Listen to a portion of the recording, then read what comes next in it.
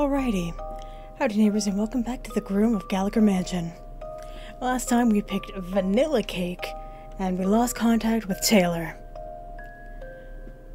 Now we'll continue, and based on your votes in the comments and in the live stream, we chose necklace. Necklace is heavy in my hands. Let's gently pick it up. Boy, bet I could pay off all my student loans and then some with this thing. I studied closer. It looks almost familiar. Do you like it? I do, but I think I've seen it before. Maybe from an old picture. Elias tilts his head. It was one of my mother's favorite pieces in this collection. It's also the most expensive. I'm not surprised. As he says this, it suddenly becomes even more heavy in my hands. Here, allow me. Elias takes the necklace and moves behind me. Could you tell me more about yourself, Elias? I'm curious to know as much as I can about my groom. Of course. His hands are cold against my skin as he slides the jewelry around my neck. He clasps it shut, hands lingering for a moment on my skin. He gives a tired sigh before speaking, a hint of melancholy lingering on his lips. I must confess that I was born quite sickly, and my birth came with so many complications that it nearly killed my mother. Even after that ordeal, there was nothing the doctors could do to help my weak constitution. I suppose that's why my father and siblings treated me the way they did. I was seen as a nuisance, a problem. I don't entirely blame them. I'm sorry. It's far away and in the past now, so enough about that. Elias moves back around to look at me, a cold, ghostly hand trailing along my cheek. The sadness from his voice has all but disappeared. Marvelous. The necklace fits you perfectly. I angle my head up to get a clear view of it in the mirror. It certainly is gorgeous, but I know that I can get more information from Elias if I play my cards right. I'm certain this necklace must bestow infinite beauty upon the wearer. Surely you've seen others don it before. As I mentioned, this was my mother's favorite piece. It graced her neck quite frequently. And what of your previous bride-to-be? Did she not wear this as well? My previous bride. A smile slips from his lips and his eyes go hazy. I brace myself for another vision. I feel bad. I know it's unpleasant for Elias as much as it is for me, but he's a key witness to the mystery of the manor. His whole life and death, as a matter of fact. Silence stretches on for what feels like forever. Elias's face completely blank, devoid of any emotion. Elias, dearest, I meant no offense. Elias grips my shoulders, his fingers facing through my skin, causing a shiver. Her name was Violet DuPont, the sister of our groundskeeper. We never wed because she betrayed me the day before our wedding. I suppose she and Gerard were desperate. I should have been on my guard when they continued to ask me about the location of the family jewels day after day. I thought the necklace, the grandest piece in the collection, would have been enough to hold her interest. I had promised to share the rest of them with her after our consummation. But before I could even cry out for help, Gerard held me down while Violet... I put my hand over Elias and attempt to show him that I don't need to hear anything else. Forgive me, Elias. We don't need to speak of her anymore. Elias grip my shoulder eases, and he gives me a sad smile. No, you needn't apologize whatsoever. There's no need for me to reminisce, and you shouldn't have to compare yourself to her. Well, yeah, I don't want to be compared to your murderer. At least that's what I'd like to say. And I won't stop. I need to know the truth straight from the horse's mouth. Tell me about the things that brought joy to your life. I have a fine eye for beauty, Elias. I'm sure there were other items you held precious and dear. You've seen the greenhouse already, so you can imagine its splendor in full bloom. I quite liked reading on the bench there when my energy permitted. It was quite difficult to visit in a consistent manner, however. So I often had flowers brought up so that I could enjoy the fragrant floral bouquets in the comfort of my room. Elias leaves my side momentarily to grab an ornate box from the vanity. Aside from the flowers, there was also a family heirloom that belonged to my grandmother. It was an antique silver mirror, and a very charming one at that. At least, I leaned forward as he opened the box and I peered into its contents. that was before it shattered. It's the same shards of glass I found while investigating his room before. I liked it quite a lot, and ended up taking it out of the attic in my early childhood. I used to look into it and imagine myself as some sort of fair prince. It was innocent daydreaming, but alas, my 6 older siblings would often mock my love of the mirror. And with such a weak constitution and gentle demeanor, there was little I could do. When 6 people who aren't very fond of you get physical, well, you can imagine what might happen. The mirror was shattered, and I was the one blamed. He only closes the box and pauses. Grandmother didn't seem to mind that it broke, but I cried for days. Maybe it was sentimentality, guilt, or fear. But whatever the case, I simply could not let it go. I forbade any of the maids or butlers to toss out the shards. The mirror was meant to be a wedding gift, and I was determined to have it fixed one day. It seems that day never came. Yes. It was one of my greatest regrets when I died, silly as it sounds. The world needs more men like you, Elias. I don't think you're silly for having emotions. Thank you for understanding, my dear. The melancholy atmosphere in the room fades as he smiles warmly at me. I am quite eager for our union. I think it'll be something glorious. I've always wanted a grand wedding, and think I'll be marrying someone as lovely as you. Well, you are too kind, Elias. Come, follow me outside. I have much to show you. We exit his bedroom together and go down the stairs one last time, my new accessory adding weight to my every step. Soon we shall be wed, my darling, and we'll have all of eternity together. Are you excited? Elias sure seems to be. I don't know how to answer that. Whether I should be sincere and tell him the truth or continue the charade.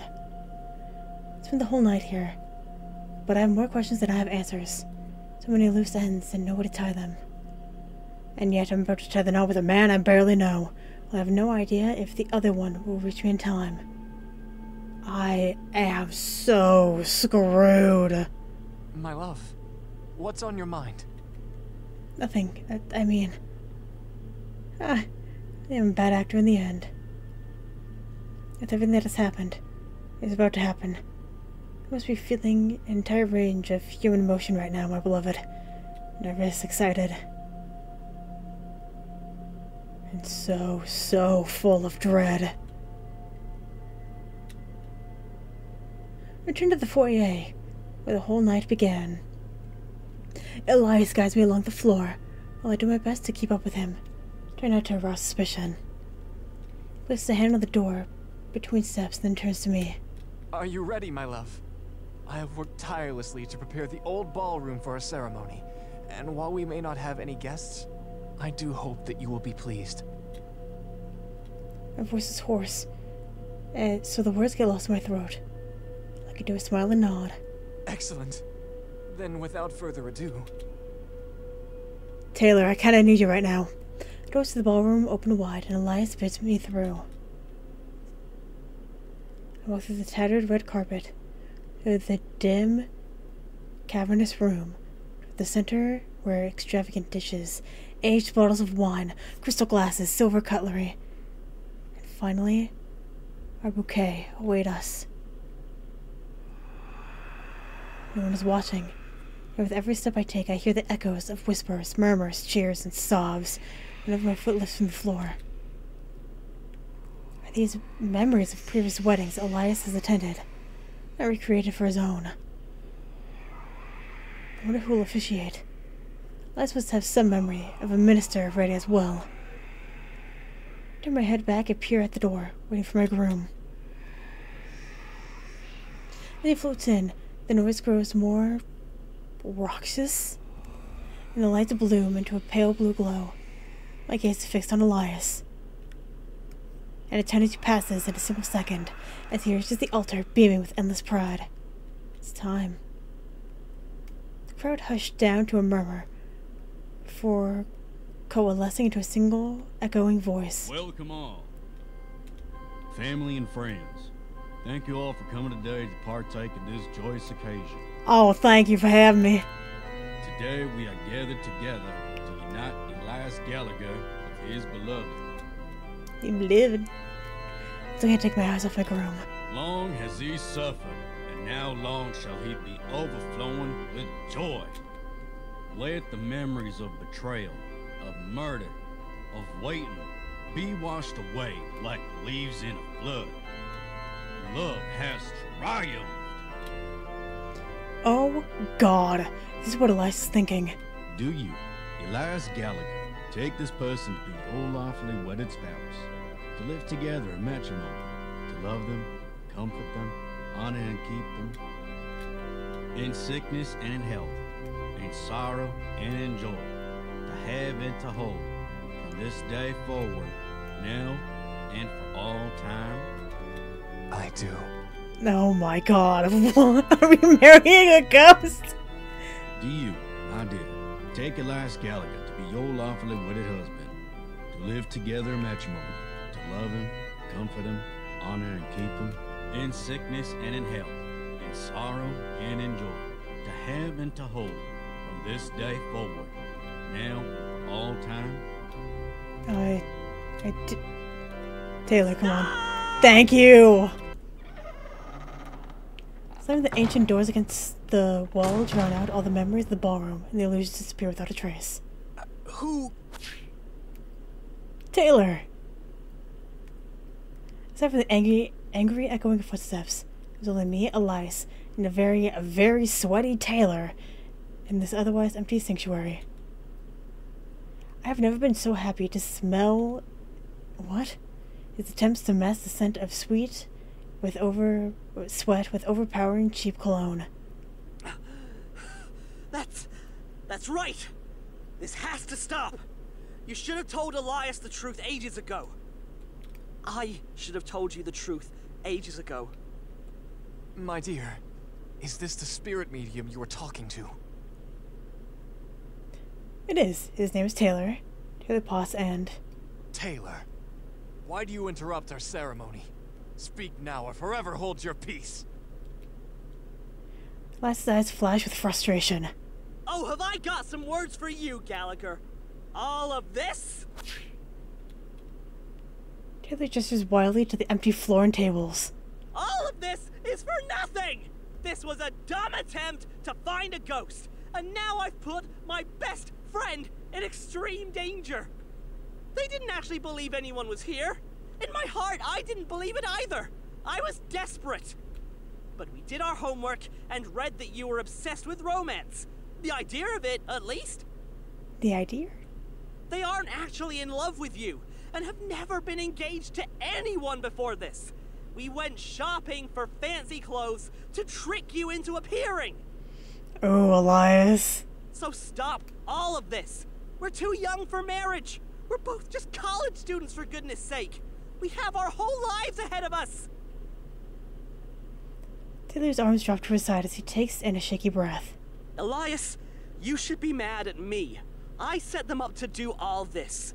But I should have been the one here, not you. Between both the men standing in front of me, Taylor's out of breath while Elias can't find the words. Elias is leaving. I think we should let OHSIC disband.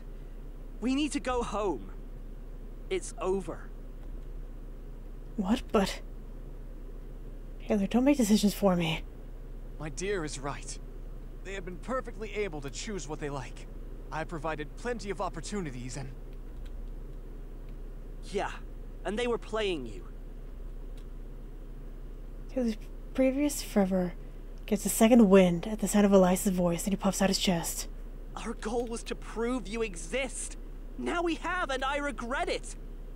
Taylor, way to be rude! Taylor, way to be rude! Besides, do you even realize what rushing into marriage does to people? What if it turns out that you two don't even like each other, or can't even stand being in the same room tomorrow? I don't know about you, Elias. There's only so many tabloids that we can salvage all the way back from like 100 years ago. But have you ever had to watch your parents fight with each other behind closed doors? Elias cocks a brown confusion. Like to stand there and listen, trembling. Rushed, unhappy marriages lead to divorce. Maybe your parents got along fine. Maybe they didn't. But if this was a regular wedding between you and Bud, you'd be waving a red flag for the whole state to see. Mom and Dad tried so hard to pretend things were okay when I was growing up. But I wasn't stupid. I saw the exhaustion on their faces. I heard what they said to each other. No one deserves that. No, it sucks. I'm sorry, Taylor, I didn't. Besides, after all this, I realized I'm jealous. Ayo! Oh, all this time. Jealous of who? Me, I assume. There's a rival suitor vying for your affections. It's true. I think you're great, and I really, really like you. I've wanted to tell you that for some time. Since about the day we met, to be honest. But you were such a good friend. A kind friend who supported me in everything I did. I was scared to lose that. I was scared to make everything too big. But I guess I found a different way to make everything too big tonight, huh? What a charming and sad story, Taylor. Much to my surprise, Elias' voice drips with empathy. His words are genuine. Elias, you're... How could I not be moved? But, my dear, I need you to tell me the truth. What did you come here for? He would help Taylor find a ghost. Our ghost hunting group was in danger of closing. We decided to investigate this place. We knew people broke into this place pretty often, and no one ever actually claimed to see any ghosts, so we decided to do what we could to make you appear. And nothing I told you about the previous wedding was true. I wasn't left at the altar. I was never even at the altar. Just an ordinary university student trying to help a friend. I see. He's leaving again. There it is, the truth is out. Suppose it had to happen sometime. If Elias could sink into the center of the earth, he probably would. The only thing keeping him afloat is some sense of decorum. But not all of this was a lie, was it? Your demeanor changed as we spent time together. You got to know me. You learned about the real me. And I think your heart opened. Oh no, come on, don't do this. I get that you're lonely, but you're completely missing the point here. Taylor, please. Where we go from here is up to them to decide. Okay, well, the radio demon's back. The lights are flickering, the world's collapsing, and nothing seems to make sense anymore. I don't know what to do. Should have never come here at all. This whole thing was a mistake. Elias and Taylor look away from me. So that is it then? It simply ends with nothing? A tear culminates in the corner of his eye before rolling down his cheek. Not nothing. Let's just go and forget this happened. What was That that? came from above us! Oh no. It's over, it's over. Elias. Run! Can't, my feet are frozen. I can't move at all. For Elias is so much distress. He can't focus his energy on maintaining the building anymore. He crushes hopes and dreams. Decades of waiting, all for an empty lie. Will Taylor tackle me in an attempt to escape, but it's too late. I should be spinning. Imagine I've been out for hours, but I feel fine. Like nothing happened. Logically, I move my hand out into the darkness and find nothing. Even though I should find something. Oh no. My hand in front of my face in the darkness. I could see right through them. They aren't there to begin with. Hey! Hey! Someone help me! Taylor's panicked voice rings out in the gloom. Taylor, are you? Something's wrong! I can't feel my limbs! Taylor, I think you got caught by the rubble too. Yeah, but... Oh! Oh, shit! Fuck! Yeah, I think we're dead. He looks so angry. It's true.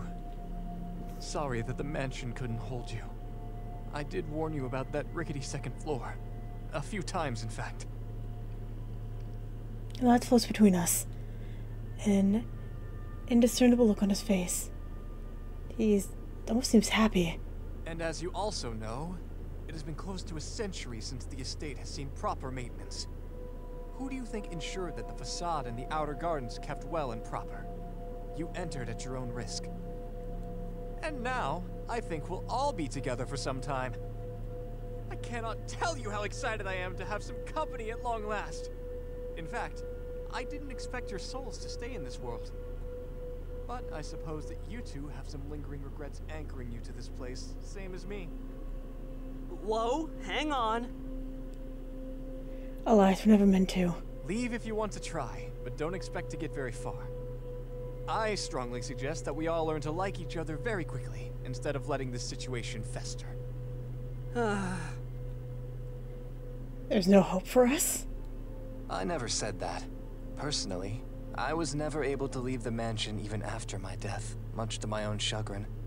So I doubt you will have much more success. But I welcome you to your new life.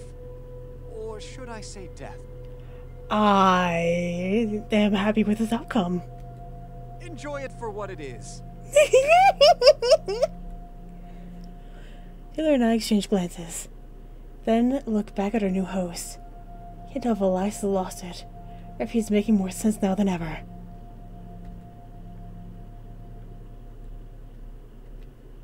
Several months later. It's taken some time, but I finally managed to get my soul to climb high enough to return to the bedroom. I didn't think moving would be so hard. Elias makes it look so easy. Taylor still hasn't quite figured it out. Maybe it's despair. Or it's Elias helping me more than him. I thought you might return here. Oh, Elias. It's a nice little bedroom, isn't it? If you want to lie down, go ahead. No reason not to relax, even for the dead. While you rest, I'll go talk to Taylor. I think it's high time things changed around here. Changed how? For the better, I hope. Wait here. With a signature bow, Elias is gone. I take up his offer and lay my soul down on the bed. It's as soft as I remember. And I can't help but fall into a deep, long sleep. Wake up, dear. Yeah, come on. Open my eyes, stretch my limbs, and look toward my morning greeters. Taylor and Elias float nearby, hand in hand. Hand in hand. So, we decided to start dating. And we'd like you to join us. Not the outcome I thought. What really? I couldn't help but wonder what kind of conversation, or how many conversations, they had while I was out. We both have feelings for you, and maybe you still have feelings for the two of us. What do you say? Want to try it out? Yes. How about it? We can repair the ballroom if the three of us work together. And we can spend the rest of eternity dancing in each other's arms. Will you marry us?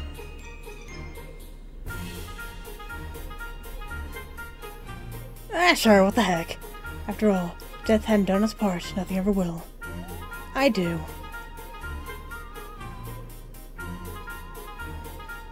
Ending D, forever.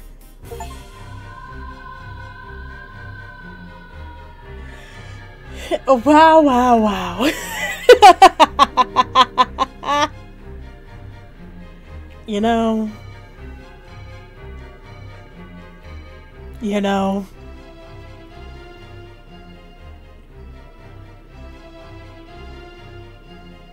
I'm fine with that outcome.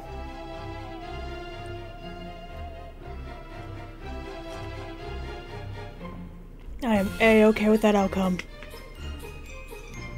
Should I be? Probably not. But I am.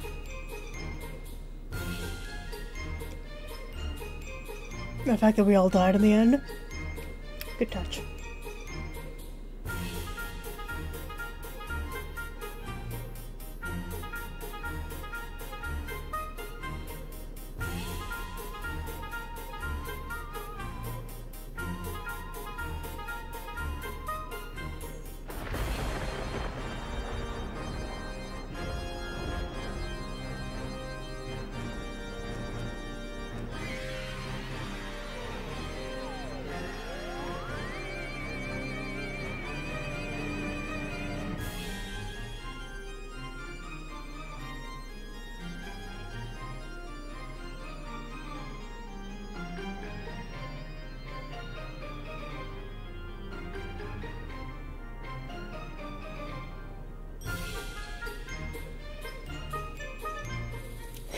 Yay!